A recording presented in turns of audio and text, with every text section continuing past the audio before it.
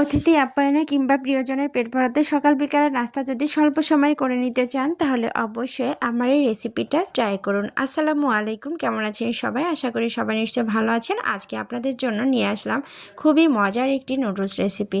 আশা করি প্রত্যেকের ভালো লাগবে। প্রত্যেককে অনুরোধ রাখছি আমার পুরো ভিডিওটা কন্টিনিউ করার। প্রথমে আমি এখানে 1 প্যাকেট ড্রাগন নুডলস নিয়েছি আর নুডলসটাকে 2 ভাগ করে ভেঙে টকবক করা গরম পানির মধ্যে দিয়ে এটাকে 10 মিনিটের মতো সিদ্ধ করে নিয়েছি।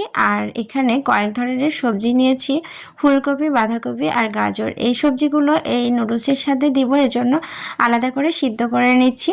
আর অবশ্যই লবণ দিয়ে সিদ্ধ করে নিতে হবে। দেন অপর একটা কড়াইয়ের মধ্যে পরিমাণ মতো তেল দিয়েছিলাম। তেলের মধ্যে দিয়ে দিলাম সয়া সস দিয়ে মেখে রাখা কয়েক টুকরা চিকেন। আর চিকেনটাকে একটু ভেজে রেখে এর মধ্যে দিয়ে দিলাম আবার চিংড়ি। এই চিংড়ি মাছগুলো একসঙ্গে ভালো মতো ভেজে এর মধ্যে দিয়ে দিলাম 2টা ডিম। এই ডিমটাও এই চিকেন আর চিংড়ির মধ্যে ভালো মতো ভেজে নিয়েছি। দেন দিয়ে দিচ্ছি এই তো সিদ্ধ করে রাখা সবজিগুলো। শীতকালীন সবজি দিয়ে নুডলস রান্না করলে কিন্তু খেতে বেশ ভালোই লাগে, বাচ্চারাও খেয়ে নেয় পছন্দ করে। আমার এখানে যে পরিমাণ নুডলসের সাথে সবজি দিলে ভালো লাগবে ততটুকুই দিয়েছি। আর লাস্টে দিয়ে দিলাম এই যে পেঁয়াজ পাতা খুবই অল্প পরিমাণে দিয়েছি।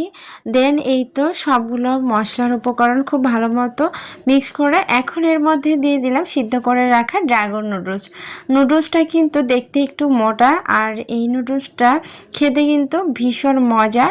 এই তো এখন সবগুলো উপকরণ এই নুডলসের সাথে মিক্স করে নিচ্ছি। এই পর্যায়ে একটা ম্যাগি মশলা দিয়ে দিলাম। এই মশলাটা দিলে কিন্তু নুডলসের স্বাদটা আরও বেশি বেড়ে যাবে।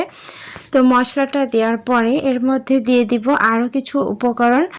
দিয়ে দিলাম টমেটো সসটা ঘরেই তৈরি, অবশ্যই নিজের পরিমাণ মতো দিতে হবে। তো আমার এখানে যতটা দেওয়ার দিয়েছি এতে কিন্তু টেস্টটা অনেক বেশি ভালো আসবে।